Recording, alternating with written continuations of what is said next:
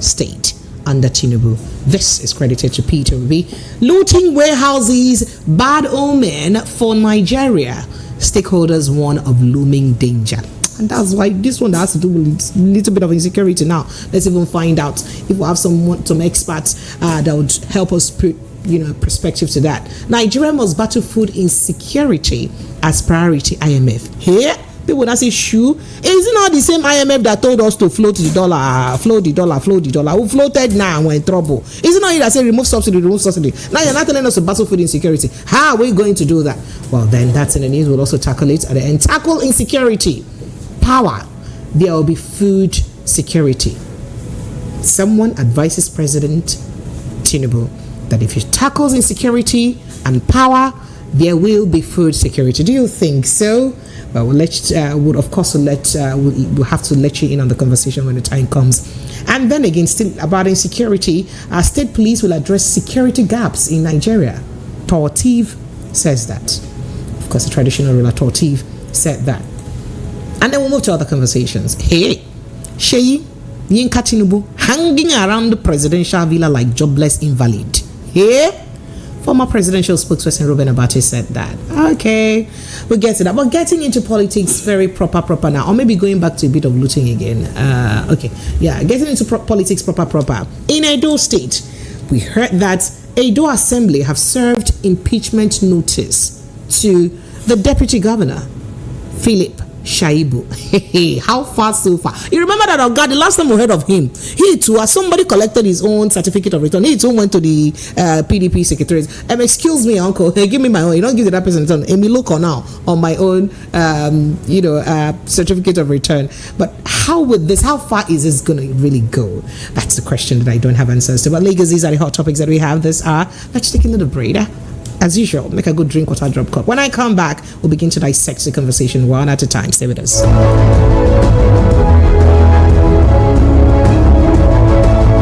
Listen to hot critical analysis and top trending topics of the day. Join Precious, Monday to Friday, 7 to 9 p.m.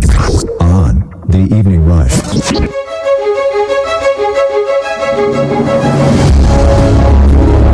Yes, you are welcome back. It is still 90.3 Voice of the People FM, and this is where we are.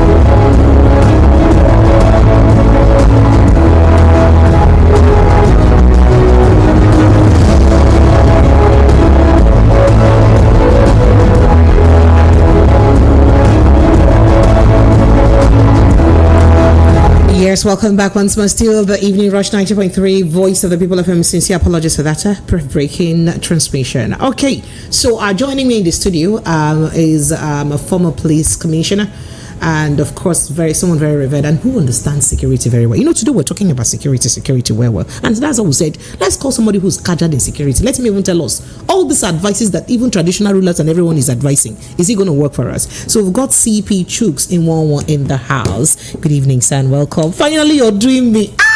I'm so happy. Welcome, sir. Good evening to you too, and to the listeners. Thank you so much. Thank you. So let's get straight into the conversation. Yes. In continuation of measures to address the food inflation and cost of living crisis, the federal government yesterday, Tuesday, said it had so far intercepted 141 trucks attempting to smuggle grains. For those who don't understand what eating grains means, like rice, beans, corn, wheat, millets, guinea corn, all of those are in that family of grains. That they were attempting to smuggle grains and other staples to Niger Republic, Chad, Cameroon, and Central African Republic. And you may just be wondering why. What are we our own greatest undoing? The Comptroller General of the Nigeria Customs Service, Bashara Adeniyi, said that the service had, within 2 weeks, arrested about 120 trucks smuggling food items from Nigeria, while the Economic and Financial Crimes Commission stopped about 21 food trucks today only from leaving the country yesterday. Yesterday, yeah. They stopped them. And you're just wondering. So as the CG was disclosing the measures being enforced to ensure food security in the House of Representatives in Abuja yesterday, Tuesday, trucks drivers who have been targets of attacks by hoodlums had threatened to declare a strike if the situation persisted. They said they don't tire, because this one that it looks like looting of warehouses and trucks now is the in thing. That if this continues, that they are tired. And if we have to even quickly marry that with the issue of persistent looting of warehouses, I mean, experts have warned that may be a disaster waiting to happen. I don't know what your take on this is, CP. So do you agree that, or what's your position really, before while we get on it? Well, let me start from the first one, which is trucks trying to, smuggle out grains and all that to possibly Chad, Cameroon, and Central African Republic. It is very, very unfortunate and unpatriotic for Nigerians who are thinking along the line, whether they are the conveyors or they are the owners of those grains, moving them out of the country at this critical point or this critical. So, are we saying Nigeria never exported those items away from out of this country before now? The economy was much better then, or things were not this. So, should people stop their businesses because economy is not good enough? Well, they shouldn't, but they have to have that sense of patriotism. That nationalism should be in them. Okay, so CPG, I want to also look at it holistically. Yes. Is the problem in Nigeria right now that there isn't enough food, or there is food but it's a bit too pricey and unaffordable for at least the average Nigerian to buy? Let's understand, because I'm sure that you go to the market every day, you see grains. It's not like we don't have grains. So is it that there is, but it's too pricey? If there is food and it's too pricey, would we say the export of goods to other countries may have contributed to the high cost of these goods? Not necessarily. Okay. I don't think it is the export that will cost, or that will cause the cost of goods to be high. Rather, you see, we have to look at interplay of demand and supply in economics. Let us have enough first. Okay, so that if there is surplus supply, crash. If you have surplus, you can now talk of exporting. Okay. The thing is that if you look at the markets, the goods are there, the food stuff is there. The money to buy those things seems not to be there. That's another part of the crisis. That's the point. It's the purchasing power is low. Exactly. The purchasing power is low. It is so that you can take a bag full of naira into the market, and when you're coming out, you just come out with one polythene bag, and you'll be wondering, where has all this money gone to? The purchasing power has dropped drastically because of the present existential realities we now find ourselves in, due to backed economic management by the previous leadership, which I think the present leaders seems not to be sensitive enough to do the needful, and at least that they are hit the ground running in quotes. Let us see the reality that they are doing what is expected of them. We are yet to see that. It seems it's more of politicking. They do more of talking than walking the talks. That is exactly why it seems the crisis is exacerbating. It is a thing of concern because people can't eat. They can't afford to put food on their tables for their families. And that is the resultant effect of what we are seeing: people breaking into warehouses, people laying siege for trucks, and looting foodstuff. I mean, it is... But is that not a crime? It is criminal. Does that? I was going to ask if that removes the fact that people are hungry. Rather, removes the criminal intent and criminal action. Under the criminal code, under the criminal code, and even the criminal procedure code for the northern Nigeria, it falls under the purview of stealing for the penal code for northern Nigeria. Okay. So northern Nigeria, they have their own the code. Penal code. Yes, yes, the penal code. Yes, and which they use the criminal procedure code to apply. Yes. While here we have our criminal code, and we use Criminal Procedure Act to apply. And whether you call it theft in the north or stealing in the south, thief, they are all the same thing. And it's unlawful for you to take what is not yours without the consent of the owner. So once you take it, it amounts to stealing. But it will at the same time amount to monumental disgrace and embarrassment for you to get the culprits and put them in court of law, and the entire universe will be looking at you. You're just ridiculing yourselves. And at the end of the day, the question is, what did the man steal or the lady? What type of crime was he or she involved in? You come to find out that it is belle force. It is what the man and the family or the woman and the family will eat. We have never seen it this bad before. Even during the Civil War, it wasn't as bad as this. And now we are in a situation where you can't say that there is ongoing war between Nigeria and another nation or within Nigeria. So it is war of hunger now. Crisis we are having is that of hunger.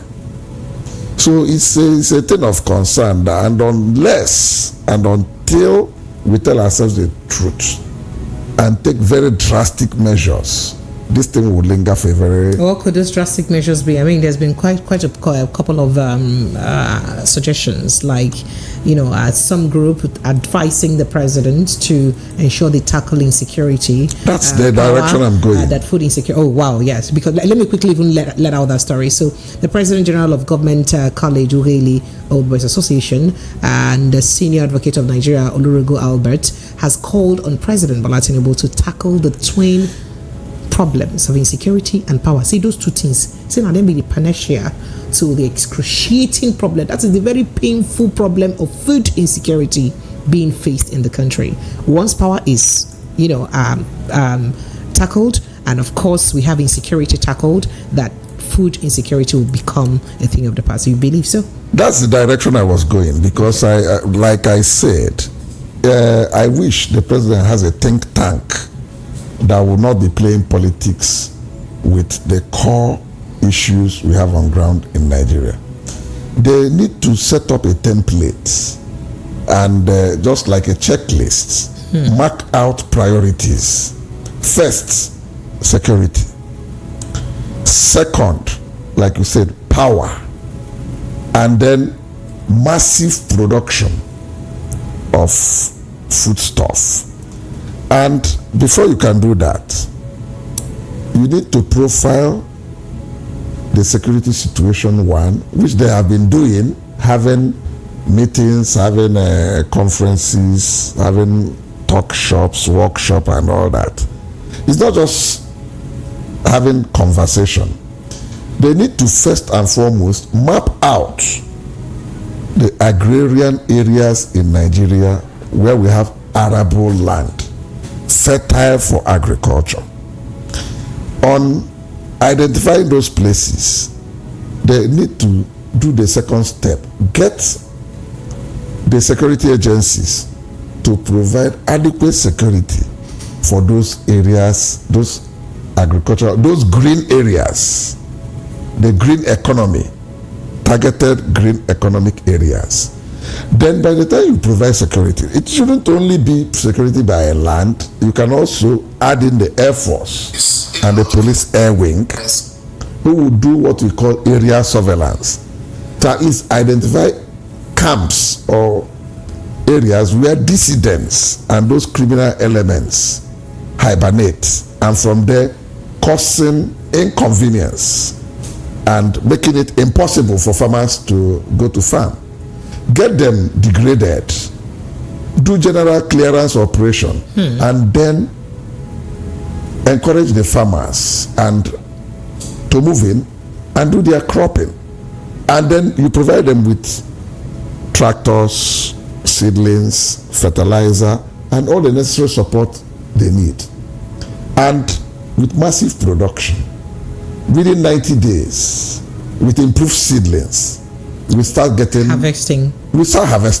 And Nigeria will start having food. We will have more than enough food. But I mean, people are already looking at even other ways of farming, a more modernized and mechanized way of farming. No, this one is in addition to that one you're talking of. Okay. Is in addition to doing the conventional, mechanized farming system that will give us food as fast as possible. Now that you said this, it just takes me back to exactly what I'd asked this question very often, and I'd like to ask again. Anytime we speak about food security in the country, and I'm wondering if this is actually the responsibility of the government or the private sector, and I look at it from the angle of different aspects about food security. We'll mention mechanized farming, for instance, now. Yes. We can also look at food storage, for instance.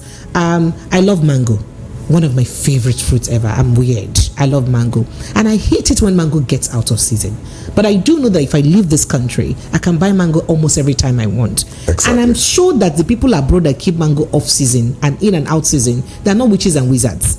There must be a technique that they use to keep these fruits fresh round the clock. That's right. So do you think it is government's responsibility, for instance? This is a bit off the topic, but I mean, it's still about food security, so we can tackle it. So do you think it's actually government's responsibility to look at ways of preserving both dried and fresh foods? Because if we go to the north, if you see that there was some trucks we saw the other day, trucks loaded with lots of fresh food items that had rotted away. They had wasted. You go to Benue State, fresh foods are wasting. Yam, oranges, mango, all of these things are wasting. Why? Because of lack of preservative measures. So do you think now it is the government's responsibility to jump in this sector, or perhaps just private sectors have not noticed or had that intuition or that knowledge to invest in that aspect of food preservation? It is supposed to be a collective responsibility, not just people shouldn't expect government to do everything. The private sector needs to be encouraged, and they need to be participatory in investment in agriculture. And like the area of food production, that is why, in as much as we're encouraging the locals to go into mechanized farming, at the same time, the institutional and international investors who are coming in, there are those of them who will be interested in agriculture. Like we have these Zimbabwean farmers that were driven away by Robert Mugabe of blessed memory, yes. Who are back now to Zimbabwe. Those whites. Well, they claim that was one of the reasons why in Zimbabwe faced, that all-time inflation they faced in the past. But that's the truth of the matter. Because he chased them away. He chased them away, but and now that he's demised, many of them are back. In fact, the time they were sent packing, good number of them came to Nigeria, and Bukola Saraki, then governor of Kwara, provided land and enablements for them to come and add their own bit. But at the end of the day, the Nigerian factor. Because Zimbabwe at that time was doing very well with export of tobacco and some good agricultural produce. Exactly. And they made a lot of money from it. Exactly. But the Nigerian factor crept in. Suddenly, we didn't hear anything about them again. He died a natural death. And they quietly left the country. Maybe they went back, not directly to Zimbabwe, but the neighboring nations around Zambia, South Africa, Namibia, and so on and so forth. Why do you think that was anyway? Was there like a particular issue or bad reason why people felt uncomfortable doing business in Nigeria? No, you see, the thing is this. This security happens to be part of it. Because I learned that the locals were helping them. They were using the locals to tilt the soil, producing foodstuff massively. But at the end of the day, most of those produce end up being stolen. Because it's the same workers with their cohorts who will still plan during the time of harvest that, look, these people are Igbos. They are not very strict in checking all bits and pieces of what is going on here. So it's an opportunity for us to start taking things from the back door out of the farm. So at the end of the day, when you realize that, in whatever you do, business or otherwise, you look at your input-output ratio. If you're putting in so much, and at the end of the day, the output is not commensurate with what you have put in, you start thinking otherwise, whether the business is worth it or not. That's what they call cost-benefit analysis. So I'm sure those white Zimbabweans would have looked at, the investment they were making, and there seemed not to be progress after a few years. So they quietly packed their bag and baggage, looked for alternative places to go, because they didn't come as missionaries, and neither will you say that they came as Father Christmas. So what they came for was agribusiness, and when the thing was being sabotaged and they were not having it the way it should be, they had to. So great. So let's get back to why we were where we are right now, at least in this present administration. Exactly. A lot of people had attributed one of the reasons why we are here now to the subsidy is gone statement on the 29th of May 2023. IMF have often supported and encouraged the president. In fact, they were on the neck of the former president, Muhammadu Buhari, to remove subsidy and to float the naira. IMF recently has also advised our president not just to finally remove the remaining subsidy. There's still kumkum subsidy, to remove it finally, to float that, encourage him for floating the naira, and even telling him to also remove subsidy in electricity. Now they're telling him to battle food insecurity. People are wondering, wait, you're the reason why the purchasing power of the people are even low, because it was because of your advice. That's why there is high inflation and people can no longer afford the little food that they have. Now you're not advising again. Now what do you want the man to do? So do you think that IMF's advice is something that the president should heed at this time? Well, it's unfortunate that it's like in Igbo, we have an adage that you don't take your 10 fingers and be putting in the mouth at the same time. But hear your mouth. It will choke. It will not work. So I faulted the idea of doing the two at the same time. The subsidy could have gone, but the floating of the naira would have waited. Oh wow, okay. So for the two to go simultaneously didn't do us any good, because if you look at the cumulative effect, you find out that one, the naira has been so undervalued at the end of the day, because it was interplay of demand and supply in the foreign exchange market. That is one. Then secondly, for the deregulation, for the removal of fuel subsidy, we are back to square one. You see, virtually all the petroleum products we are using are imported, in as much as we have dead refineries, one, we have crude, two. Take a scenario with Dangote refinery.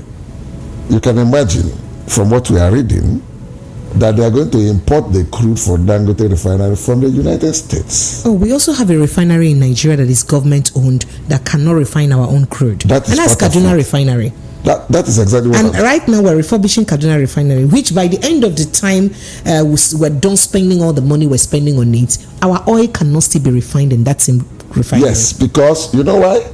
The previous government, from what we are told, are using it to net off the loans they have already collected from some other nations and the international community.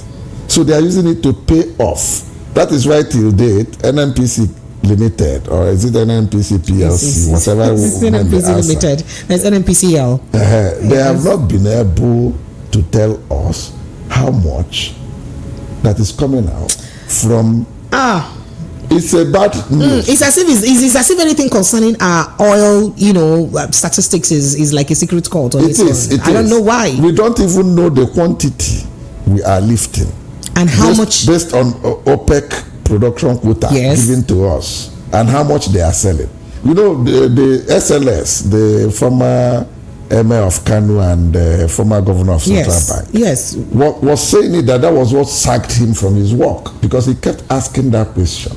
But how can we not even know? Then how can we say we're running a democracy if people can't really ask questions and be privy to information? Because till date, even the direct sale, direct purchase, which is take oil, give us refined products, we still don't know how much quantity you're giving to them. Exactly. We don't know how much quantity of crude oil and refined product they're giving to us in return. We don't even know how much, which of the petroleum products are you giving to us? And the other byproducts of petroleum, which you cannot give to us, what do we do with it? Exactly. Or what do we do about it? We don't know all of this. Exactly. So where are we at? That's the problem. That's the question. The $1 million question. And as we speak, that subsidy they said they have removed. Common sense will tell us, simple economics will tell us that the subsidy is back. And came back ferociously, because you say you're selling, take it, range between 600 and 700 naira a liter. Now calculate the dollar value of refined petroleum product from the nations where you are importing these things from the markets, from the international market. International market. Yes. We have not talked of freight. We have not talked of port charges. You have not talked of landing cost. And by the time you factor in all those things, a liter of premium motor spirit cannot come out for less than 1,200 naira a liter. It cannot. It's impossible. And that is why the oil majors, including independent marketers, have been shouting. You say you have deregulated the downstream oil sector. What exactly is happening? Because to them, they have removed the food off their table. So they want to be participants. Okay, but then again, speaking about what you're saying, is it even possible that we're deregulated and the market is truly deregulated? But NNPCL is still pegging price, because so far we're still buying from pegged prices. How possible is that? We are saying the same thing. so the thing is partially regulated, it's partially controlled, because the only ones they don't just want to get involved in is AGO, automated gas oil. Yes, that is your diesel. The cooking gas, the kerosene. Kerosene. I wanted to say kerosene too, because the last time I checked, my Profire brothers in River State, as what do they call them now? The people who do this local refining will tell you that, in fact, they beat their chest the last time that they were, interviewed, to say that there are so many filling stations that would have not gotten an imported kerosene for a long time, that they refine kerosene for most of those filling and supply to filling stations. Exactly. I don't know if that still happens, but I did come across such an interview. That's the unfortunate bit of it. So when you come to the downstream oil sector, you now find out that all other ones are really compliant with the regulatory arrangement. But premium motor spirit, that's a special baby. It's like the power sector where you privatize the production. That is the power and the you privatize the generation companies. You privatize the discos, but you hold onto the transmission. You hold it tight. Exactly. And then we say we're running a transmission. Well, let's go straight to what the Tortif says. The Benin Traditional Council of Chiefs Chairman Tortif James Ayase says establishing state police will address national security gaps. He said this while speaking with some journalists, and he says he does believe that this will, in fact, he said in all the 36 states of the FCT, and including the FCT, it will be difficult for an Inspector General of Police, a single control point, to know about happenings in all nooks and crannies of the country. So he said, that we'll be looking at this state policing thing. The last time we checked, the government of this administration has, had an agreement with some governors, and they've finally agreed that there will be state policing. It's now been presented before the National Assembly. Do you see that? I don't want to say with the politics in Nigeria. Do you see that being effective? And do you think that what Tortif says is true, that indeed state policing will curb the insecurity issues that we have in the country? That we're experiencing? Well, for me, if I am to, give my own piece of advice, which may not even work at this point, since they have set the ball rolling, on towards getting the legislation on having state police. We are not matured enough to have state police. Why? Because look back in the 50s into the 60s. Somebody like Abubakar Rimi of blessed memory, who happens to be governor of Kano State between 1979 1st of October and 1st of October 1983, had a terrible experience. He was running an election under Northern Element People's Union, NEPU, in the 50s. And the regional police, the Northern Regional Police, saw how popular he was under the instruction of the late Ahmadu Bello through his subordinates. They were targeting those that have the capacity to win the election. They grabbed all of them and detained them. After the election had come and gone, they just released them without any charge, nothing.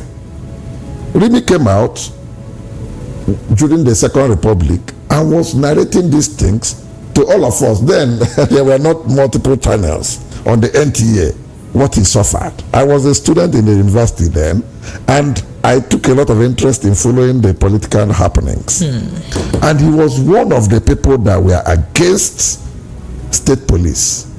And a lot of others, Tatari Ali, who was governor then of Bauchi, is late now too, all of them were coming out with their various rough experiences. And you see, the danger is that the central government and the state governments having this police, there will be that tendency to use them maximally during elections in favor of their own political parties against the opposition at both the national and subnational level. But we've heard a lot about federal might in this country during elections. I mean, it did play out in our River State during the 2015 election when they said, Wike had powers from the federal because he was supported by Goodluck Jonathan and the wife, and that came to play. So do you think that same thing is not happening to states that are under a particular political party? Is it not the same thing? It's the same thing. That's exactly where I'm going to. That you see that opposition will not have it easy. But even if the opposition doesn't, but let's look at it down to the level of community policing. Because, I mean, if we have a community policing and I'm from a particular local government and I am posted to that local government, because I'm from that area, is it not me and people around me that should know more of those thieves that are around there? No, that's the advantage. That's the thing. That's the advantage. Everything comes with its own disadvantage. So how about if the gains outweighs the loss or the losses? Well, the thing is this, my concern and my worry. For you to finance police is really a pretty expensive venture. Do they have the capacity to do that? Do they have the wherewithal? Why would the states not have? Is there any state in Nigeria without at least one or two natural resources that they can make money from? So why should they not? Are they exploiting? Why would they not exploit? Why would they not do that? Shouldn't governors also think and be creative to look for ways to generate revenues? They are all interested in FAAC. Okay, waiting for Agbada. Okay, so let's go. End of the month, they all go assemble in Abuja and do the sharing. Okay, so let's go back to what Peter Obi says, where he did mention that Nigeria is retrogressed and is in a deplorable state under the present administration, and he did encourage that a lot of people must come together and ensure that we fight for the heart of our country. Basically, that's what he's trying to say. In fact, quoting him, he says it is difficult to sleep at night knowing that millions of Nigerian households do not know where their next meal will come from. Sadly, this is the situation for most Nigerian families. Yes. Quoting him further, he says, knowing that Nigerians may be under terror attack due to the high level of insecurity in the country. So he said, these degenerations of Nigerians has a sacred duty, or this generation rather of Nigerians, that is the present generation, has a sacred duty to make Nigeria a nation Nigerians can be proud of. And of course, he did finger the present administration that it looks like everything has kukuma dabarud in their under them. He said to Mr. Tinubu, so do you think that a lot of people said what were experiencing now is actually an offshoot of what happened in the past administration. Should we blame this administration? They have also said the past administration made them inherit, a crippled economy. So should we keep blaming the past administration, or should we encourage this administration to face the music and blame them for the increase in hunger that we're going through? You see, it's like crying over spilt milk. Past administration has come and gone. Whether you blame them 1,000 times will not change the situation.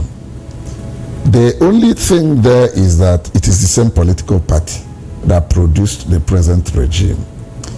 And there's no way you treat the present regime in isolation without connecting the regime. So they cannot be blaming their own administration because they're the same party. Yeah, for the failures and the situation we find ourselves today.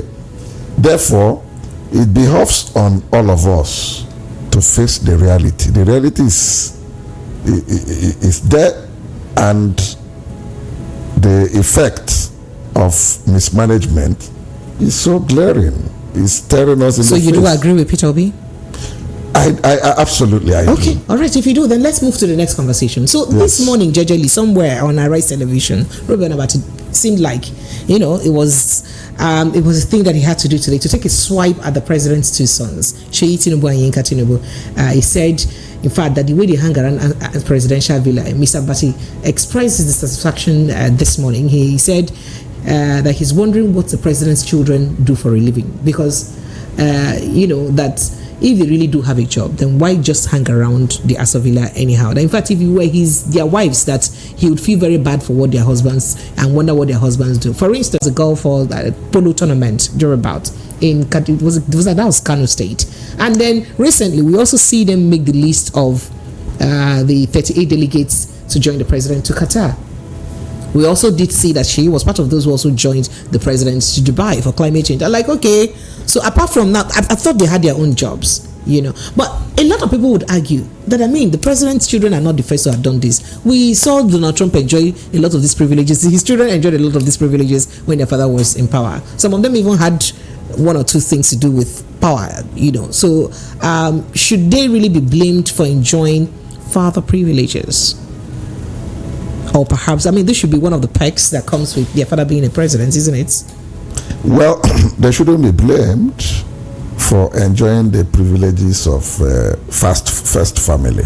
But is it too much? But when you now overstep the bounds, that is where it calls for comments, and people say, no, you are now overdoing it. Okay, like Ruben Abati rightly pointed out, Abati said that he went to School of Diplomacy and did 4 whole years on that, and with that privilege he is in a position to figure out things that are right and things that are wrong. And he was like, what are the roles of these two sons of the president in that delegation? Are they going there as officials of the federal government, or they have gone there as part of first family accompanying their father for such a visit? Now, to state further on that, there's nothing wrong in them going with their father to Qatar or going to Doha, but things became wrong. Just watch my words. That the government delegation that went stood on a straight line to be introduced to the host country. The host country delegates. And they happened to be the first and the second to be introduced. The question is, introducing them as what? Do they have any official? The first family of Nigeria. Very good. As the first family of Nigeria, is that what they went there for? Did they go there for jamboree, or they went there for pleasure? If they have gone for government business, they would have lied low. They wouldn't have even come out to stand in that queue. There will be another opportunity, maybe behind the scene, where when they are doing their banquets or cocktail or whatever it is, they can now come close and begin to interact on close basis with those people. Because, I mean, you are showcasing them as if they are federal government officials. It is inappropriate and it's very, very wrong. And that's what Abati is trying to... Especially at the time where the president promised to cut his travel and entourage. That one is even another ball game because, I mean, two of them following the man may not even cost federal government anything because the family is already loaded. They have much more than what it takes. In fact, if they had wanted to, they may still not go in presidential jet. They can take a private jet and still go to Doha on their own. They have the means and the capacity to do that. But it is the way the whole thing was done in the eyes of the international community. That is what would have drawn all these criticisms. And I mean, for somebody who cannot hide under any cover of either tribe or trying to play politics, somebody of Reuben Abati, he will always tell you the way it is. And that's exactly the observation he has made. And I'm sure most diplomats will still fall in line with what Reuben Abati said. All right, so let's go straight to Edo State, where members of the Edo State House of Assembly have commenced impeachment process against the Deputy Governor Philip Shaibu. So reports has it that the petition for the impeachment of the Deputy Governor was read today, Wednesday, at the plenary session of the House. So the majority leader, Charity Aiguiyobaroye, who read the impeachment petition during plenary, said the petition was signed by 21 out of 24 members against the deputy governor. That if 21 out of 24 say they need to do again with, who can you be? So she said it said the petition was dated March 5th, yesterday. Noted that number of members who signed the petition were more than the 2/3 majority requirement stipulated by section 188 subsection 2A of the Constitution of the Federal Republic of Nigeria. So they said they addressed the speaker, addressed the house and said that they are waiting for him to say, in fact, the speaker said he has acknowledged the letter and that they said that the impeachment notice was served based on 2 grounds, but they refused to make the 2 grounds public. They say not going to tell us the 2 grounds yet, but it was served on 2 grounds. And they said that okay, and that they will serve the impeachment on Shaibu and that they will give him time to respond. Failure of which hammer will hit it. So this is like a gradually brewing thing that even before the primaries. Remember now, it's been going on between Obaseki and Shaibu. Even later on, we did hear that Godwin Obaseki says that impeaching Shaibu wasn't part of the deal he had, because there's been accusation that Godwin Obaseki cut a deal with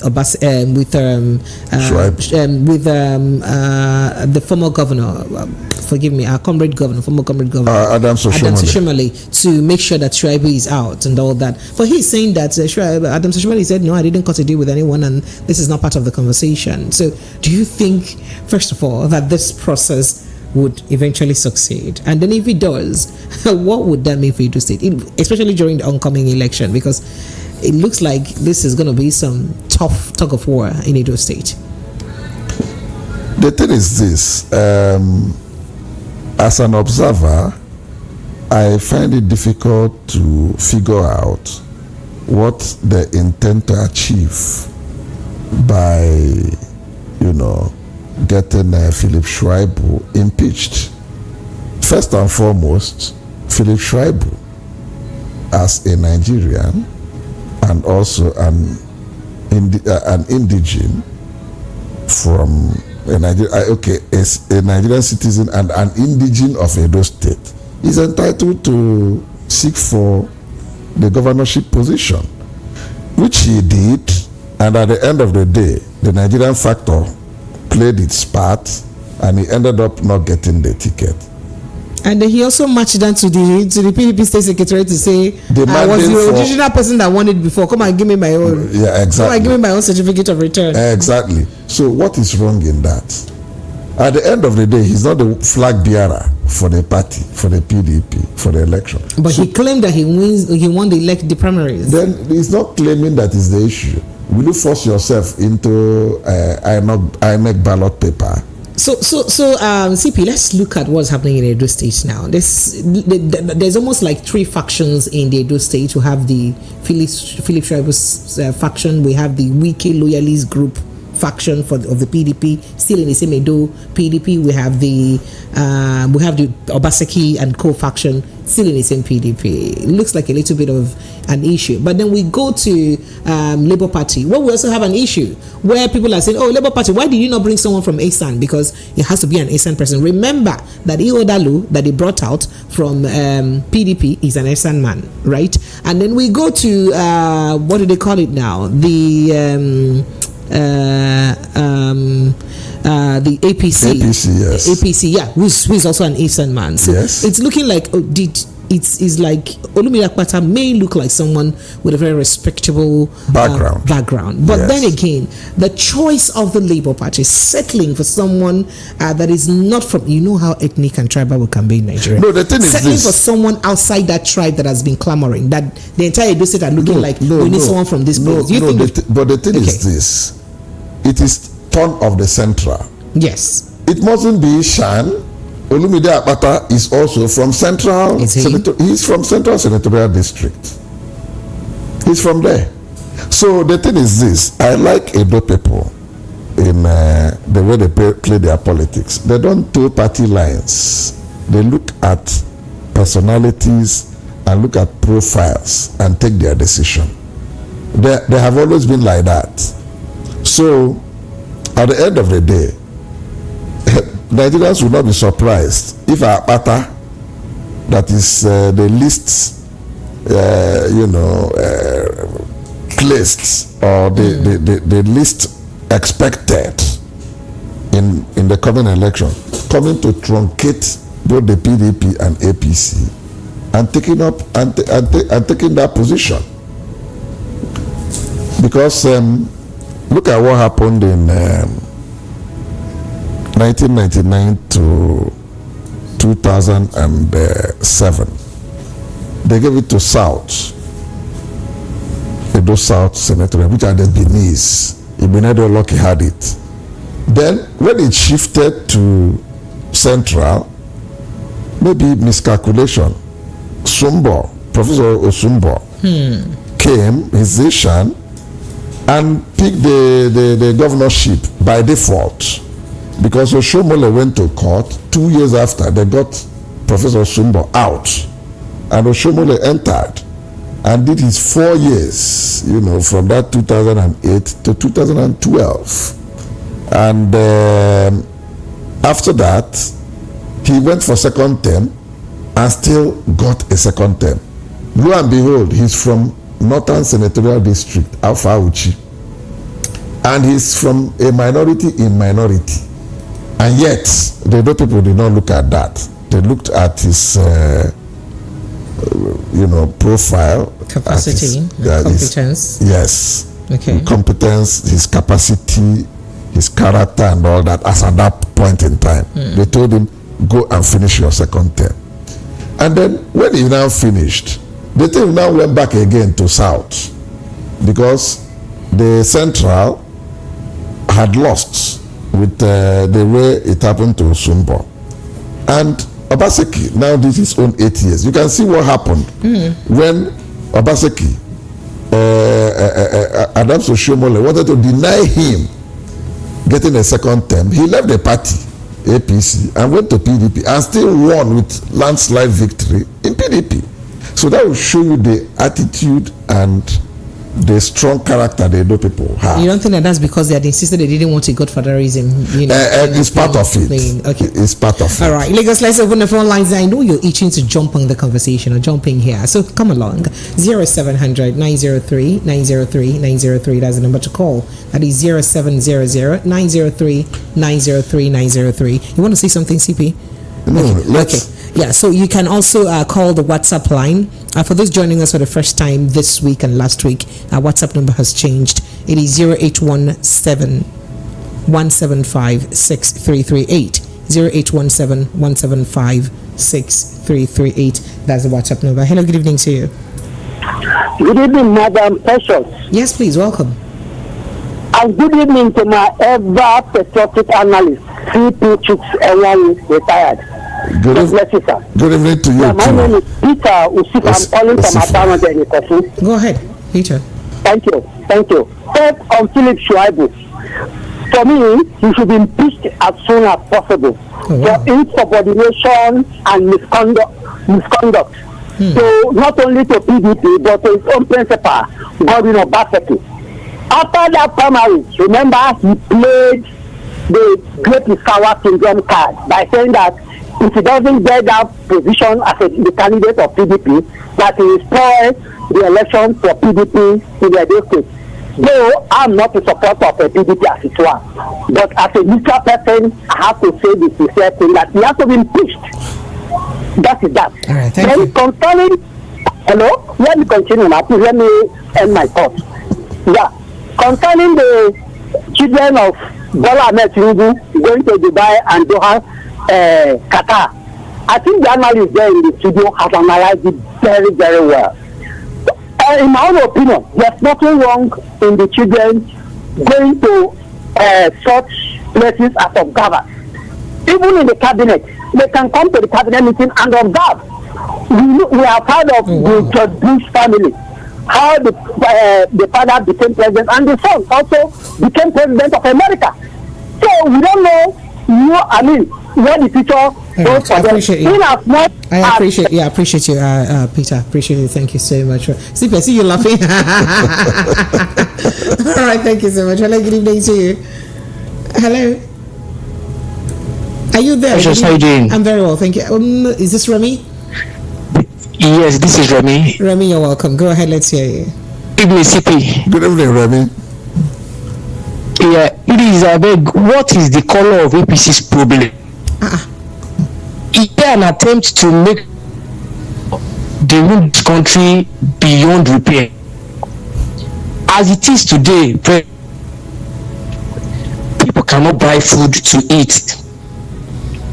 It is not as if the food is or the want to buy out there are scarce, but the purchase power is so weak that they can't eat properly.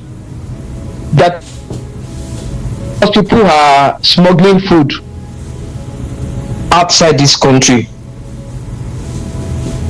I believe it isn't true. All right. Because I did that, they was trying to smuggle.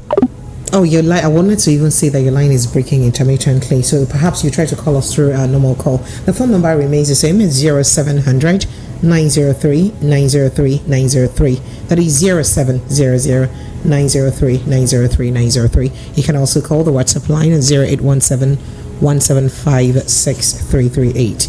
0817 175 6338. So let me go to WhatsApp messages where I have tons of them waiting for me to read. This one says, do you know that we will stop talking until our rights are do you know that we will not stop talking until our rights are recovered? We will not stop claiming what belongs to us until it is returned. You said a lot, but let me just let it slip there very quickly and move to the next message. Hey, Dayo from Fagba, your message is fearing me. He says, CP, I want to ask some critical questions. In your own company, will you give someone a job without interview, without certificate, to access the person? Which his back, you say, okay, will you also check his background? What has he or she done to merit the post or position you want to give to the person? That person you gave that job without access, him or her will not be accountable to you. Give excuses for not finishing a job, will corrupt the system to have his way or loot the company, will make the booming company to become dungeon, and then he says will design or will assign questions given to him to another to answer, will make the company a laughable stock. This is what has happened so far. Well, you said a lot, I'm not going to read the rest. Good luck to you in that your message that you're reading like that. You sense like that. HBC worker says, I totally agree that food scarcity will be complete history if there is available power supply and security taken care of. And it says when these are achieved, farmers will be able to go back to their various places and work without any fear or attack, and the result will be increase in food supply and others. And about for the 21 impounded trucks conveying food to another country, they did not commit any crime, because these are farmers that are looking for a favorable market to sell their food products and decided to take them outside Nigeria, and they will make more profits. The company should concentrate, the government rather, should concentrate and deal with the main causes of this food scarcity and stop harassing innocent farmers from going about their normal businesses. Because I was going to ask, when they say when they said smuggling grains, I was almost going to ask, please, the grains that are smuggling, is it the ones in a grain reserve? Because that's what you could term as smuggling. Or is it part of the one that Ukraine gave us that are smuggling? Because if it's your product and it's or their farm produce that they are taking away to sell, for a better profit, would you term that smuggling? Do I not have the right as a business person to sell where I'll make more profit? No, you're entitled to sell. And then why do you call it smuggling and make me look like I'm a thief for my own property? You not seize it. So you're forcing me that I must sell it in a particular place. No, they are looking at patriotism vis-a-vis the. Patriotism, is it not also patriotism for me to sell it and make more money? Because I also want money. Are we not in the business of making more money, really? We are. So what is unpatriotic in what they are doing? It's unfortunate. Oh, thank you. It's just you swallowed the case. It's unfortunate. So let us sleep. Let's go back to the phone line. Hello, good evening to you. Hello, are you there? Hello. Oh dear, so network has a special issue on me this evening. Pardon me, but please continue to try to reach us. Okay, so this message here. Oh dear. All right. Hello, good evening to you. Hello? Madam Precious. Sir? Your Majesty. Who is Majesty now? Now you now. No, they hide down. I know agree. Rest well. May you stop. Give us palliative. She be all of an tell and I say dollar no go reach 2,000. And I did tell me say my prayer need the work. You see, as God they answer my prayer now. Dollar don't disappoint you now. For those of you that thought I didn't have faith, you better be careful, madam. I am proud that my prayer is working. Okay. Remy from UK, welcome. Go ahead, let's hear you. Thank you. Now you see, harassing people, calling them smuggler is disgraceful. And you see what responsible government would have done in times of crisis, because I checked, normally the international standard is if there's crisis as such, government can come up with an emergency rule. I can remember what terminology you put, that would ban people from exporting food to out of the country. Okay, now I have not seen these people come up with such policy. So people who are just doing their normal businesses, you call them smugglers. And you see, this is just a platform. I mean, they're just using this opportunity to project themselves in the media, try to wave off the blame and blame it on ordinary people. Look, these people go blame everybody, so by the time they have no other person to blame, they will keep quiet. So get the job done. When you tell me the problem is last administration, is it the most dumbest people on earth that will believe that anyway? We Nigerians can never be brainwashed. We cannot get ourselves drawn into that belief. Also, on Ruben about his stand, look, I'm an adult. I've left my papa's house for the past 20 years now as a young adult, okay? And I'm doing well. These boys, get out there and do job. We are broke. We are feeding your papa. We don't feed you, bro. I beg, go find job. Have a good night. Good night, too. Thank you so much. You come down now, brother. It looked like you were vexing. Hello, good evening to you. Hello, good evening. Good evening. Welcome. Good evening. My name is calling from Songo Bayo. You're welcome. This is Voice of the People 90.3 FM. Welcome. Yes, I've been listening, so I want to contribute. Go ahead. Go ahead. So when I look at this program, I discover that most of us in this country, we are just there deceiving ourselves. It's not that they don't know what they do. They know what they do. Okay, now look at security. They want to tell me that they don't know how to fight security. All these police that are running after cat everywhere, can they just say that everywhere, look at car in the country. Let them go there. Let the people find out. Let the farmers. Okay, now I see people that are doing their own business. They are taking their food to outside the country. Why can't they tell the Nigeria that way? Hello, are you hearing me? Very well, go ahead. I can hear you. Okay. Why can't they tell the Nigeria that has given other countries like they stop immediately? They stop Nigeria will have like things like this other countries like. If you close your eye from that area, you are not touching your disturbing innocent people that are going to go do their business. Is that right? Thank you. Sorry. Thank you so much. Thank you so much. So she made, I don't know if it's a she or he now, I forgot to ask, made a very valid point. You know that Nigeria gives light to a couple of, neighboring countries. Yes. And we have been, I don't know what the light situation is in your part of town, but there's been, very, I don't want to say deplorable. It's been in a deplorable state lately. I think since January, the light has been very low, and even the discos now also did complain. The discos. Yes. First of all, it was the fact that the Gencos didn't have gas supply. In fact, they didn't pay for gas. And out of 1.3 billion naira they were owing them for gas, they paid $100 billion rather. They paid $122 million, for instance. So generation output has been very low, not as much as we had it before. And of course, we know distribution is a problem because of transmission issues. So at a time where your people don't have even adequate light, and the heat these days have even made the matter very worse. I'm not sure anybody has had 48 hours uninterrupted power supply in recent times. So is it a good time for the country to still be giving other countries light? If they are saying that these people must be patriotic enough to sell their grains in Nigeria, shouldn't they also cut power supply to other countries that are giving power supply to? That's the point this person is making. Yes, if I should lend my voice to that. The problem we are having in not having adequate power supply is not that of generation. It is that of distribution. It's the discourse more of transmission. No.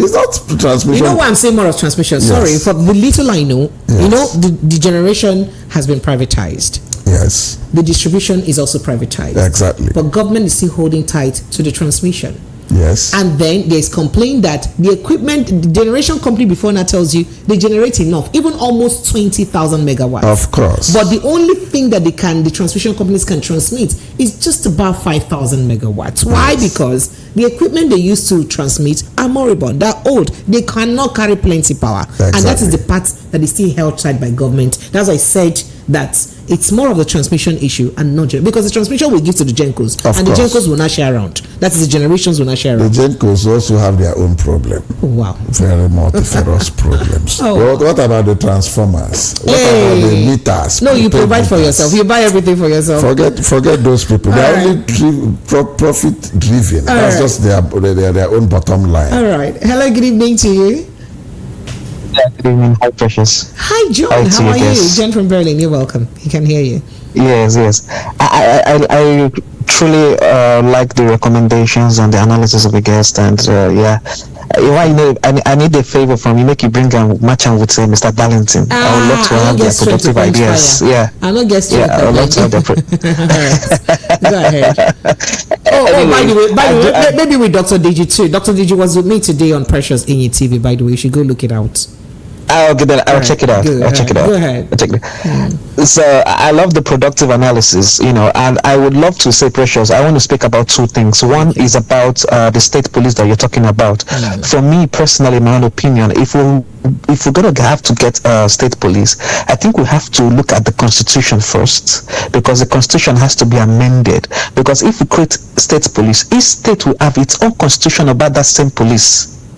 because it's not going to be a federal, in my own opinion. Yeah, it's not going to be a federal. Now, each state will have its own constitution, so that we will have jurisdiction of where police can end their investigation, where they can enter, all those kind of factors, contribute to it. But if they don't look at it and just go to the National Assembly and create bringing in more chaos, if you ask me. Thank you, John. That was brilliant. That's a brilliant suggestion, really, because we didn't even think it towards that direction. Go ahead.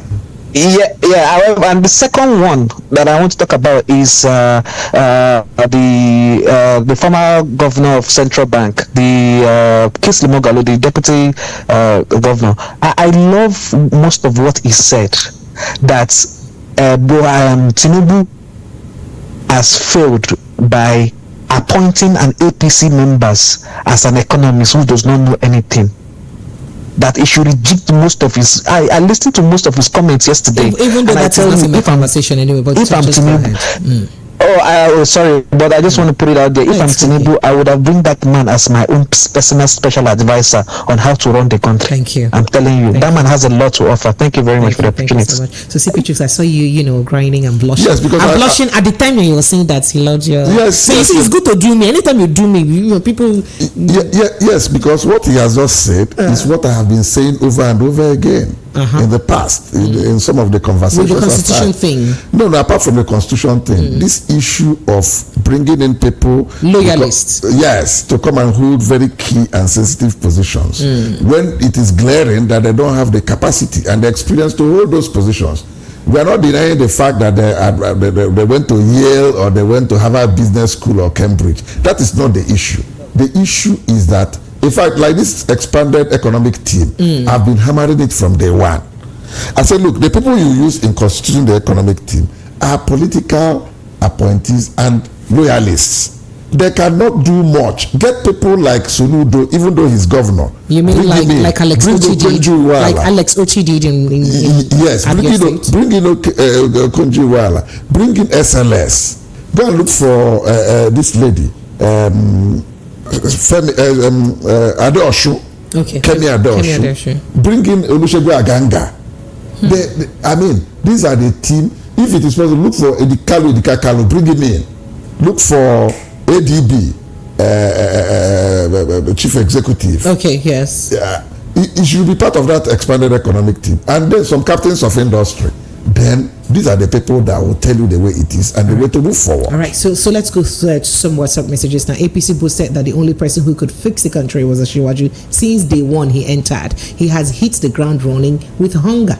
Why you like this? God, please save your own children. Harry from Palm Grove sent in that. And Ezekiel from Ejibo says, good evening, Precious and CP Chooks. I totally disagree with you on the food security. Until government become very serious and sincere in dealing with terrorism and criminality, we have condemned criminals, terrorists in our prisons, wasting taxpayers' money to feed. This is no time to talk in a gentleman tones. Nigeria is dying right in our faces. We are all joking. Okay, and then Madu from Ikorodu, Andy Madu says, Madam Precious, please, what do you mean by first family? Please teach me more. Don't come for me, please. Don't come. Somebody from the United States says, we are in a country of people with self-interest both in government and in private life. It's the reason you see people exporting truckloads of food outside the country whilst our people can barely feed. It's so hard. Even bandits and terrorists are now kidnapping for the, essentially Tinubu probably been groomed to take over the reins of governance either in Lagos or senator like Remi, their mother. Ruben Abati is angry, just like other Nigerians, over government recklessness and financial impunity. Obaseki and Shuaibu, another Wiki and Fubara in the making. Shameless political office holders. Don't come for my governors. Good evening, Precious. Nigeria should try state police, whether it will work or not, and we should stop saying that Nigeria is not matured to state police. Leo sent in that message. And Prince from Elasa says, Precious, if we see a serious government, we will know. Precious, I beg you, please give me the step down conversation. A step down that is important to you. I'm coming, I'll get to that direction. Hello, good evening to you. Hello. Precious, good evening, sir. Good evening. You don't start this year, sir. Get it. Now home training. Welcome. Good evening to you too. I'm greeting. Good evening to you too. I'm Daniel from Apapa. Daniel, you're welcome. Go ahead. I just want to say that Precious, sometimes, the way you analyze everything, like about this, we'll be cornering ourselves. That is what they tell us to do. But we cannot deceive ourselves. This thing that is happening to every Nigerian. I don't know why somebody will come on air and say that somebody, that present family has the right to be going on to Nigerian business. Who sent them for Nigerian business? By which capacity? So, before this election, we know that even Tinubu that owns this Lagos did not win Lagos State. Tinubu did not win Abuja. The first president that did not win Lagos and didn't win Abuja, and the current president of Nigeria. All right, thank you. So now that it's happening like this, no. Allow me to. I have a very good point. No, I'm not saying you're not making your point. Your time is gone. No, wait. Let me. You want box me? No. Now that it's happening like this, now what I'm trying to say is that I don't want anybody to start glamoring this and that. Let us face it like this. No war, no fighting, no anything. We shall face. Tinubu will not give us what he didn't have. This is the best way. So we'll just face it like this with peace. Nobody should fight each other. Make me face them. Now our errands, make me face them. I rest my case. You don't finish now. Can I go? In peace. Thank you. Voila day. All right, so let me go to YouTube now where I have quite a couple of reactions. Wingate Facility says Madam Precious Onaga. Okay, yeah, Benjamin says Benjamin Juna says I like this your sow. Well, may God bless you. Thank you so much. And he says Ruben Abati DSS is coming. Please watch your back. You call Oga children invalid. We know they do. He said, what do they do? The people making such utterances. Prepare, Abi. And then Chima Daniel says, this is beautiful. He said, what is insightful? All right. John Johnson said, those boys won't chop Niger money like.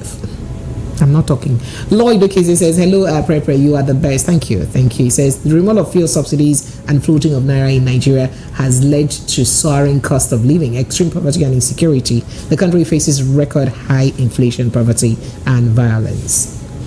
And he says to address these challenges, the government must implement effective anti-corruption measures, improve security to tackle terrorism and banditry, and prioritize economic policies and protects, right?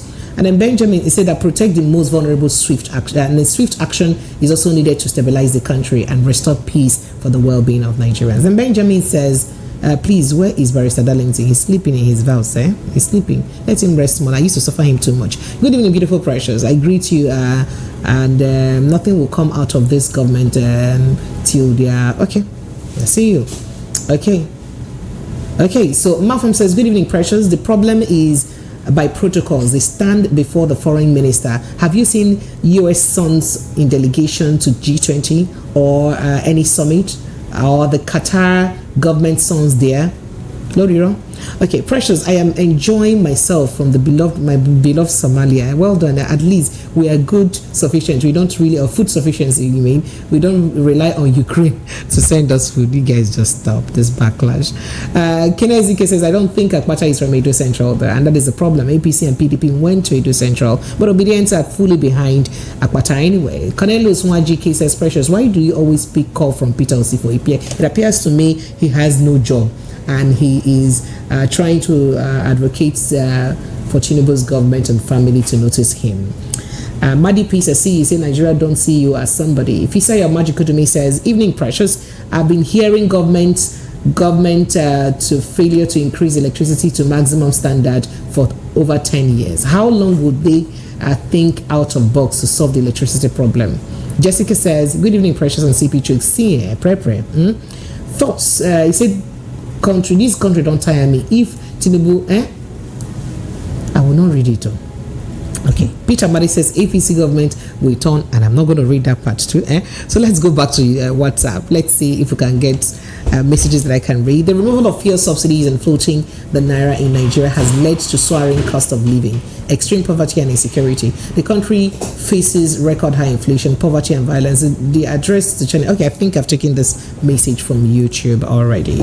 And Kene Chuku says, it is well, that is the word I want to leave. It is well, my brother.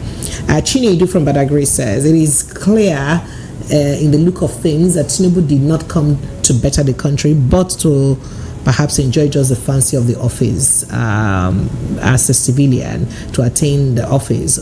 So what Awolowo and Abiola could not achieve, he probably has in his time. Perhaps that's just what he wanted to do. That's totally your opinion. Hope you know. And this is top of the evening VOP. Do you have the proof that Nigeria is importing crude for Dangote's refinery? C. NNPCL, since NNPCL is unable to ascertain accurate or crude production, what is wrong in lifting its veils in court and stock the minister to clean this rot? Immunity of politicians negates state police. Prince Iwonezi sent in that message from K2. Okay, we'll take a breather. When we come back, Lagos, I see your messages, I see your calls still trooping in. But when we come back, we'll go straight to a step-down conversation. You know, there is power in the tongue. In fact, it is by the tongue that God created heaven and earth. And he said, let there be light, light just should shine. So do you believe that prayers can move mountains? Because the Bible says if you have seed, small like mustard seed like this, it can say unto this mountain, move, and it shall be moved. And that is why a particular man of God has come out to say that this naira, move now, pursue the dollar, or dollar, come down now to the level of naira. As Pastor Chibweze uses his mantle to give dollar a spiritual ultimatum to make sure that it comes down to the level of naira. Do you see those prayers working? We've been praying. That's our step down conversation, Lagos. After this break, we'll be right back.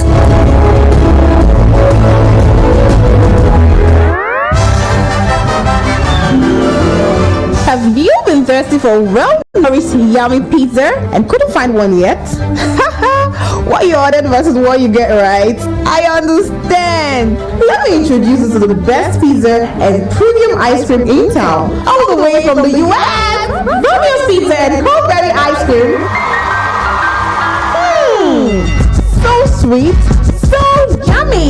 Visit the new Romeo's Pizza outlet, 22 Latif Salami Street, Ajao Estate, by the Lagos International Airport Road. For more inquiries, call 0816 320-9783 or 0816-321-0945. Romeo's Pizza and Strawberry Ice Cream.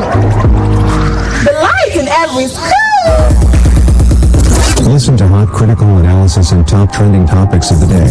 Join Precious, Monday to Friday, 7 to 9 p.m. on The Evening Rush.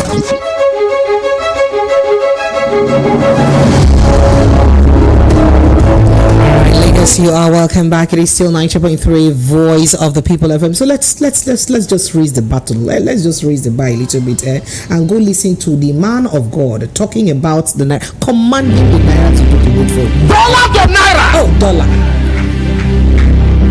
Right now, $1 is how much? How much is 1,900 or 1,800 or whatever. 1,850. Oh. Now hear me, dollar.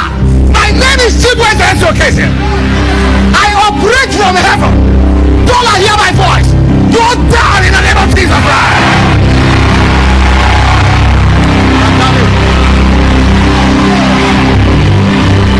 You will not be a prophet. After today, you will not be a prophet. After today, you will not be a prophet. Elias Akata, the suffering is too much. I cannot be here as a prophet. And my people will be suffering. Dollar crash, crash, crash, crash. Dollar crash, crash, crash. Dollar crash, crash. For those people that think that my prayer for dollar is not working, so look at it. Oh, this is it. Now, at the time this pastor made this prayer, dollar was about 1,900 or something, or 1,800. It remains small, make it reach 2,000, you know, rich. But then dollar has now come down. As of today, dollar is 1,590. As of today, 1,590. So, CP Chooks, do you think that this prayer is the kind of prayer that moves mountains, that has moved the dollar to come down to the level of it. It's coming down gradually. You know, it's a painful baby step. It's to bring it downwards. See, just your laugh is making my laugh. It's not because I want to laugh. So go straight on. So I'm asking you now, do you think that this is the reason why our dollar came down? This prayer? You can see I'm still laughing. Okay. Well, Mike is in the studio. Mike, how far now? I don't see the assistant man of God. When do you do this? See, that the Geo hairstyle. How did you like this? Precious, it's a pleasure to be here this evening. It's good to have you here. Yes, and I've been enjoying CP with the insights and the enlightenment that he has been giving to us for the past hour or so. Thank you. All right. So, concerning the prayer, where do I even start from?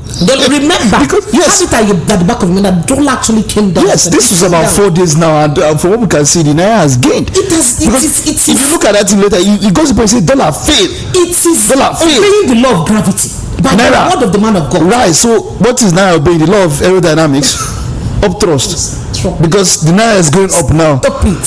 So what will happen? So bottom line, you don't believe that this is prayer. Because so the reason I did not raise this issue since is because maybe the dollar did not really come down at that time, but this time around the dollar is now answering the prayer. It's not answering. It seems like some people are disappointed that there is that the naira is gaining against the dollar. Why would they be disappointed? Because some people call like I have a few dollars in the house and I'm praying that it gets some money. Well, let's open the phone lines to take your calls on 0700 903 903 903. WhatsApp is 0817 175 6338. Hello, good evening. Good evening, Precious. Yes, please, you're welcome. Good evening, Oga CP. Good evening to you too. My name is Richie from Italy. You're welcome, Richie. Go ahead. Let's hear you. Hello, can you hear me? Yes, very well. Crystal clear. Go ahead. Hello? We can hear you, crystal clear. We can hear you very well. Very well. Hello? Fortunately. Hello? We can hear you, crystal clear. We can hear you. Please go ahead. Okay. Okay. In fact, it's laughable that pastors are scam. This one is just a scam. That prayer is working and is laughable. Yes, it's a scam. Where in the world have you heard all these countries that have made it? Where in the world have you heard that they use prayer to make ends meet? Is he the only one that has prayed for this country? Have you forgotten that they said a man of God said our problem is spiritual and it's prayer that will help us? Daddy Gio. My sister, this is not the issue of prayer. These are the kind of pastors that they are the people that tell their member, as Monday morning, come and pray. Monday to Friday will be in the church. When other countries, all these China that they are buying their things, they are Monday to Friday they are working. We don't have time. Bottom line, that means you don't believe it's the prayer that is bringing the dollar down. That is what you're trying to say. He can never do anything. This one is just a scam. This guy is going to stop this nonsense. Oh, that's sorry. This so-called pastors and prophets. It's okay, brother. Sorry now. Hey, brother. Sorry. They should just stop all this nonsense. It's okay now. People are dying in hunger and just saying nonsense. No vex. Sorry, brother. It is my fault. Sorry. I probably shouldn't have. Let me go back to take another call. Perhaps the temper will be calmer. Hello, good evening. Good evening, are you there? Unfortunately, network is not doing you good. Good evening to you. Hello? How are you, Precious? I'm very fine, thank you. I'm super. How about you? Oh, very, very, very good, thank you. I want to greet everyone in the studio. They can hear you. Yes, Precious, please, I have an observation. I just hope you receive it. It has to be about this dollar issue. Without it, we're done with the first conversation. We've left the problem of Nigeria alone. My observation is an observation. Let's do it in WhatsApp. Send us WhatsApp message about it, please. Okay. Now the dollar issue. Go ahead, sir. Honestly, I honestly do not want to comment on what the man of God has said. Because you don't want to have problem with God, Abi. I'm like you, my brother. If you were led to do what you did, and then you can see it and you can feel it, then it's okay. But my problem is that when prices go up in Nigeria, it doesn't come down. Now the dollar got to 2,000, and then the prices of everything follow the 2,000. I and then it's at 1,590.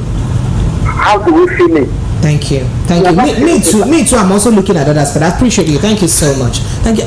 Mike, this is your laughter set. Why are you doing like this now? So let me go back to the phone lines again. Phone lines are buzzing non-stop. Hello, good evening to you. Good evening, Precious. You're welcome. Welcome. Yes, the CP, good evening to you and the other gentleman there. His name is... My name is Jova. Jova, you're welcome. Go ahead. See, was that prayer said in the name of Jesus? Should I play it back? No, just give your answer. Was it because I heard him say he mentioned his name.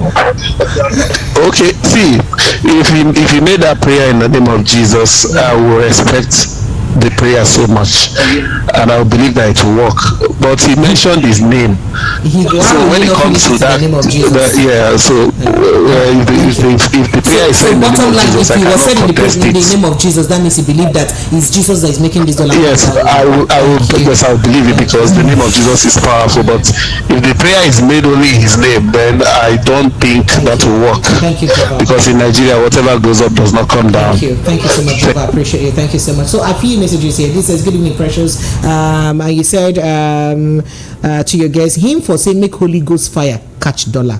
What is wrong? Holy Ghost fire is suppressing it. Now he's obeying the law of gravity. It's the same thing. And he said dollar calm down because of the works that was put in place for it to be down. Dollar did not answer that prayer. It was the work that was dollar came down rather, that's what you said, because of the works that was put to suppress it. Say it was the work that was put in place for the dollar to come down that answered the prayer, not the prayer that dollar answered to. Say God touched the people in charge to make sure that things work well. Hello, good evening to you. Hello. Hi, Precious. Hey, John. Yeah, this is John again. You're welcome. I'm Make very it quick, please. I'm very angry with my spirit. Why? My Nigerians perish because of lack of knowledge. Why? Your spirit doesn't align with prayers. Small knowledge. Those who get that small knowledge, can't they use and they bastardize people with nonsense. If I catch that man, I will send him to life imprisonment without parole. What do you mean? This is vanity now. This is vanity, for crying out loud. Even you, I'm angry with you, Precious, for even taking this thing as a topic. Why? I'm angry with you. Calm down. Is that why the first person was angry with me? He's praying. Okay, let me give you. It is Mike that is Mike. It's Mike. Let me tell you, it's not me. Mike, look at him. He's Mike. Who did they Mike? If I catch that Mike. Mike produced this step down conversation. It is Mike that caused it. He produced this step down conversation. No, but on a serious note, Precious. On a serious note. I believe, I think it should be in the constitution now, because I know Nigeria is already religious, that any pastor, when they talk all this kind of thing, you should be jailed for life, because you are deceiving a lot of people. Now, so one tell me, say, he go toilet, he wake up for France, is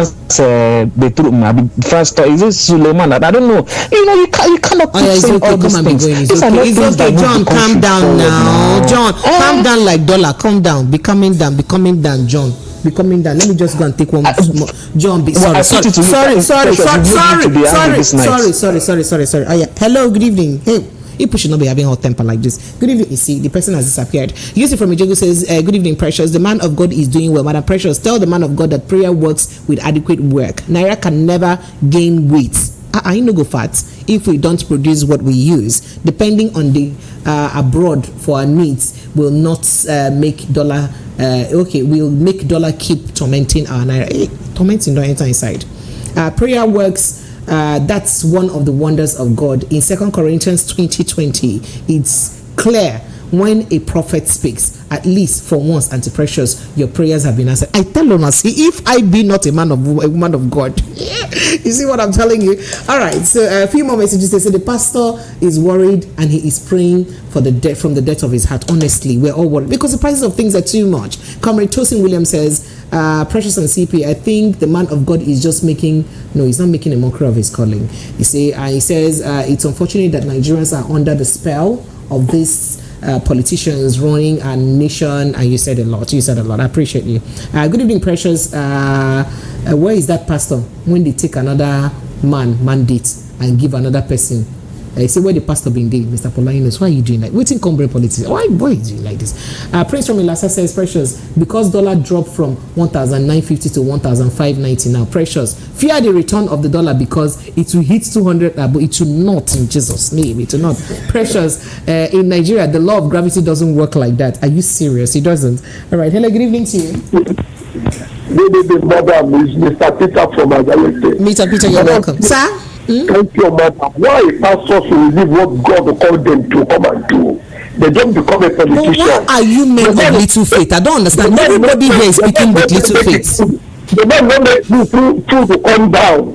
Not to dollar to. That's only what God. He will take this one on Sunday, collect money from all his members in the church. Who consent me man carry this topic?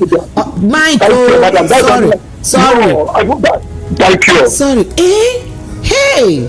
Okay, I'll see messages everywhere. Peter Amadi says dollar depreciating does not mean naira has gained strength. Kenezike says no mind them. Peter Amadi, you guys stop doing this thing that you're doing now. Good now. It's not good like this now. Hello, good evening. Yes, good evening. Can you help me turn off the volume of your radio set? Okay. Hello. Yes, welcome. What's your name? Where are you calling from? Okay, my name is John. I'm calling from Edo State. You're welcome. Go ahead. Let's hear you.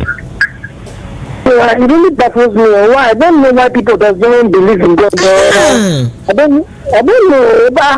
Wonder working God is exist. So I don't know why people don't have faith in God. So you believe that it is God that actually brought this dollar down?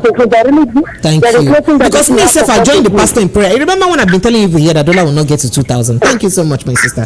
Thank you. I believe you, my fellow believer. The pastor prophet was on spiritual platform, gyrating gymnastic care.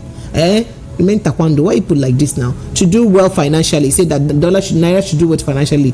You work and not pray. What was his benchmark? Prince Iwueze. Wow, calm down. Good evening, Precious. People talk like pessimists. They never see anything good in any positive motives in this country. For once, people should be positive and stop being negative. They will not hear. Mike will not hear. CP Chooks, you don't want to say anything. I've been begging you to say something about this matter. You just be smiling at me. Oh yeah, say something now, please. What do you want me to say? This is like it's like speechless. It makes you feel speechless. Yes. Oh yeah, Mike. For the last time, will you change your mind and believe that prayer works? Prayer works. Definitely. So it is prayers that brought the dollar down. How?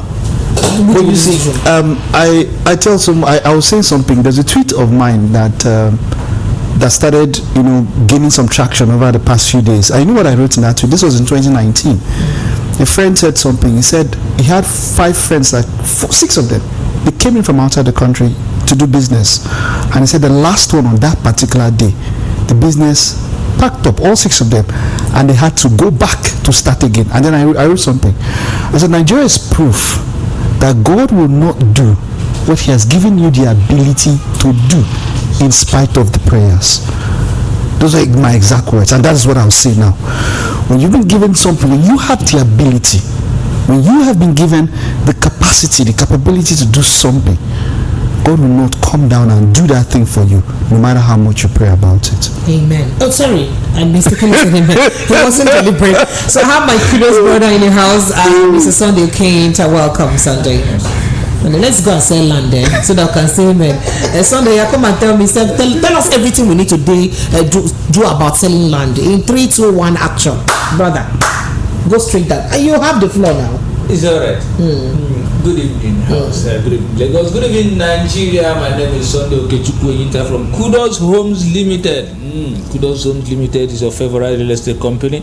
I'm here again with my updates to tell you how it happened. So if you never get one, and you say they miss a lot. Time is going. Gradually, the month of March is marching forward, and you have not gotten, even if it's a quarter plot. I don't know your plan. This 2024 is gradually going. Not when you get to November now, you'll be running up and down, trying to make millions in the period of 1 month. So plan yourself now that we are still at March, so that you can march forward before the month of December. So I will start by mentioning the areas that we have properties around Lagos, Ogun State, Enugu State, and the city of Asaba. We have Kudos Villa. Kudos Villa located at Okeigwe Lekki. It's just 3 minutes away from the proposed international airport. As I used to say, if you have missed the popular international airport, Lagos International Airport, don't miss this particular one again. In fact, it's going to be the largest airport in West Africa. And that is what they want to build now in Ibeju Lekki, and it's just few minutes. In fact, it's a stone throw to that particular airport. So buy it now that it's still cheap. It's selling for 11 million naira, and it comes with the title document of C of O. So what are you waiting for? So buy it now that it's still cheap, and Buga with the big boys that owns the property along the airport road, the second airport road that is coming up. So buy it now, 11 million naira. So if I leave the Okeigwe Lekki, let me hit the city of Ekpe. We have a Shiwo Ekpe. That one is selling for 700,000 naira.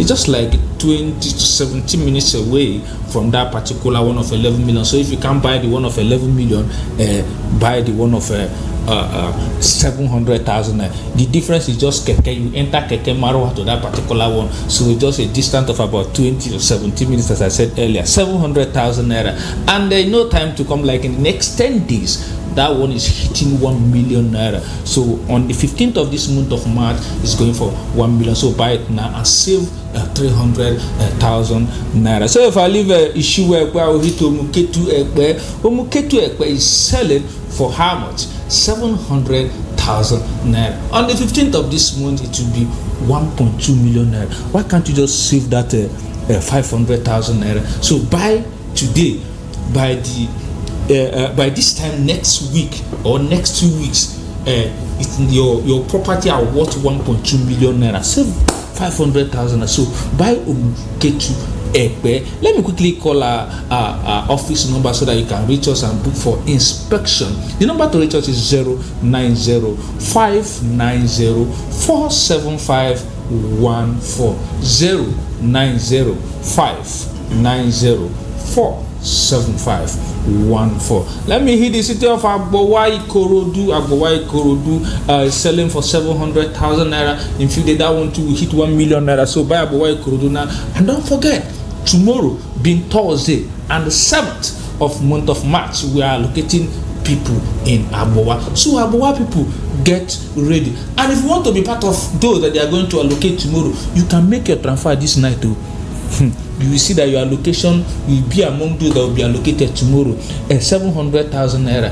And don't forget, it's going for 1 million naira in few days to come. In less than how many days? About 9. Today is 6.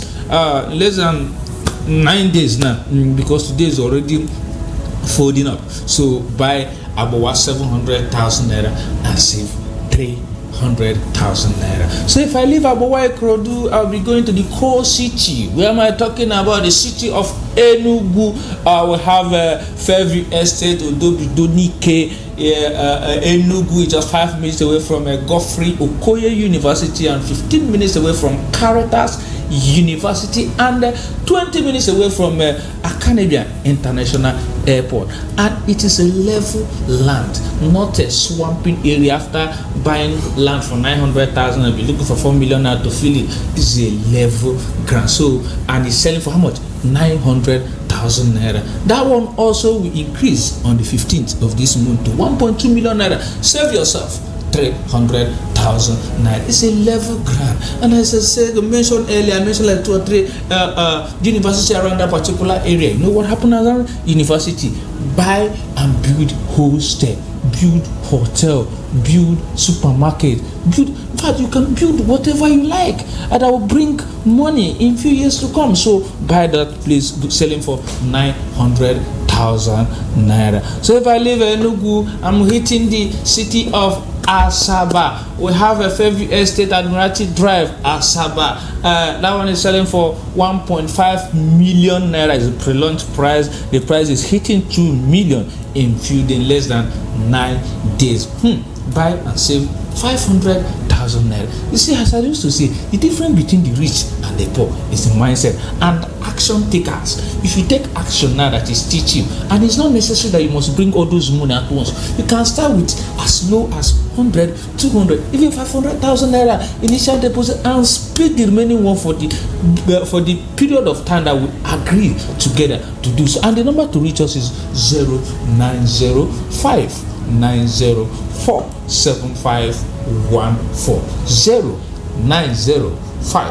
090590475140. Our office in Lagos is 171 Egbeda Idin Road, Egbeda, Lagos. And don't forget, this Asaba that I'm talking about, that is going to 2 million naira in few days to come, is just 3 minutes away from Admiralty University, and 5 minutes away from Coca Junction, and 15 minutes away from Niger Bridge. So you can be living in Fairview Estate, Asaba, and be doing your business in Main Market on Nature, or you can be doing your business in Port. Anywhere. It's very close. It's, in fact, I don't know how to explain it better, but if you want to know more better, call our phone number so that they will take you for inspection. Asaba inspection is Monday to Saturday, but if you don't have chance, and maybe your business is so tight and you want to do Sunday inspection, have a rapport with one of our officers.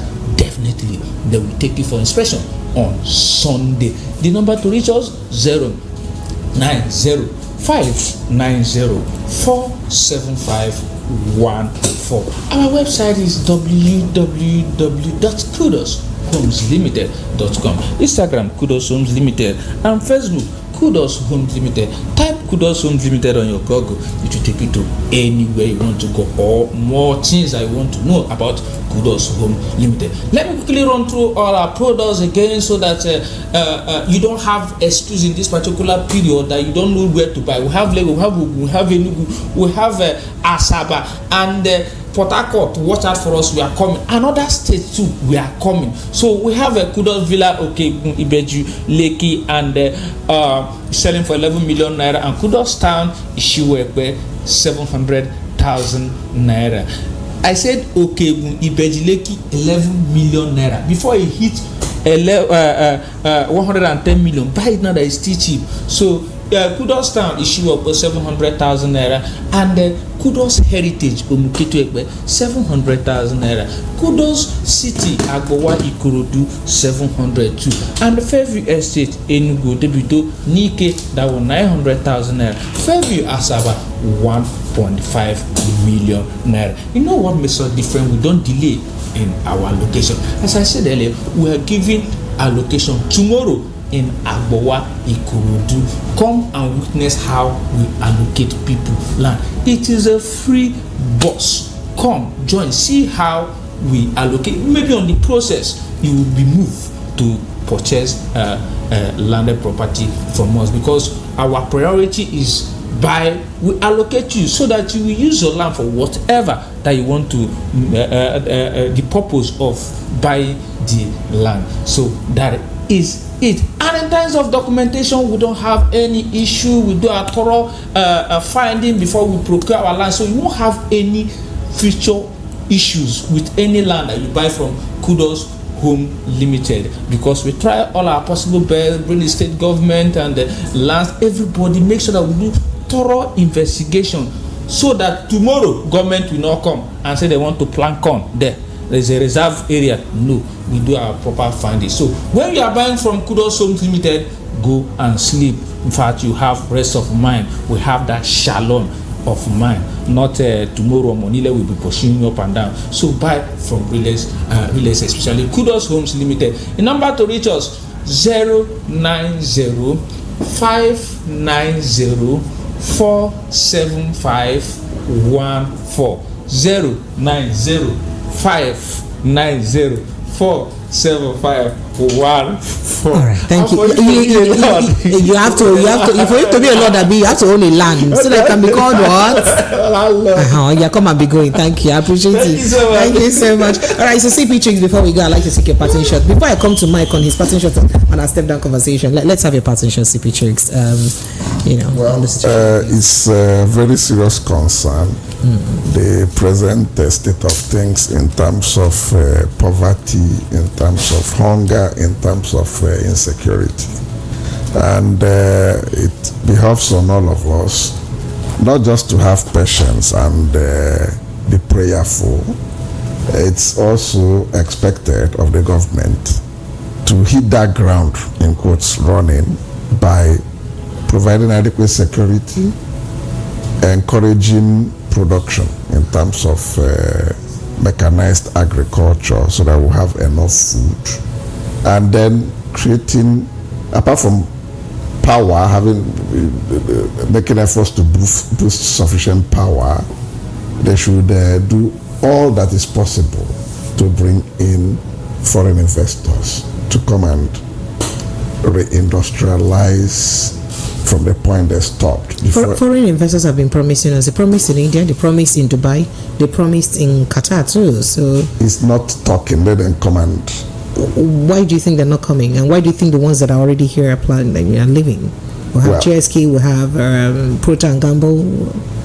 Well, whichever way they can, because you see, when there's sincerity of purpose and they see that you are honest about your transactions and you block all the loopholes of corruption, some of them will have a rethink and come back. Okay. What is driving them away is fear of corruption. No, but the president has told them in Qatar that said, don't worry about corruption. Anybody that tells you to bring bribe, report to me. So that means he's facing it, he's telling them they will face it squarely. Shouldn't that give them confidence? Well, let's see how it goes. Let's hope it works in that direction. Okay, thank you. Because only on that, so people still say that why would he gonna acknowledge that Nigeria is corrupt? I don't know how they would do you people in this country like this. I appreciate it. Thank you so much. Thank you so much. So let's go back to our step down conversation because I have plenty of messages for you. So somebody sent this message. Where is it now? He says, it's so unfortunate the way people reason. I feel so discouraged and disappointed with my people. Believe you me, even if Jesus Christ comes today to make positive changes, I no go believe him. So why are you put doubting the man of God? And then someone else here says, hi Precious, I don't really appreciate, he said you don't appreciate us skipping your messages, and he says I kill your freedom of expression, please man, I like your expression. So he said the rise of Naira isn't the function of prayers, it's function of sound economic policies. All these pastors are nothing but, I'll not go talk them to, I will not read that side, so I'm sorry that I disappointed you. And then quickly this says, greetings Mr. Precious, Mr. Peter from Oshodi. So this pastor was in this country with all the killings and kidnapping, and they have been going on since many years now. Then this pastor just kept quiet. He could not command the killings and kidnappings to stop, and he stopped. Please, I'm pleading our leaders to do something right so that the country can be fine. Mike, thank you so much for stopping by. Thank you so much. You were strolling and I decided to kidnap you. Thank you so much. I appreciate you. Lagos, that's the size of our conversation today. I appreciate everyone who's been a part of the show. My name is Precious Enyi. You want to hook up or link up with me? Go to Precious Enyi TV, Precious ENYI TV. On YouTube, that's why I'm. And by the way, that's an email address too. So it's Precious ENYI TV on YouTube, and of course Facebook and Instagram, Twitter, Precious Enyi official, and Precious_Enyi. CP Tricks, thank you so much for coming. Thank you for having me. I appreciate you. Thank you. How did you find doing me today?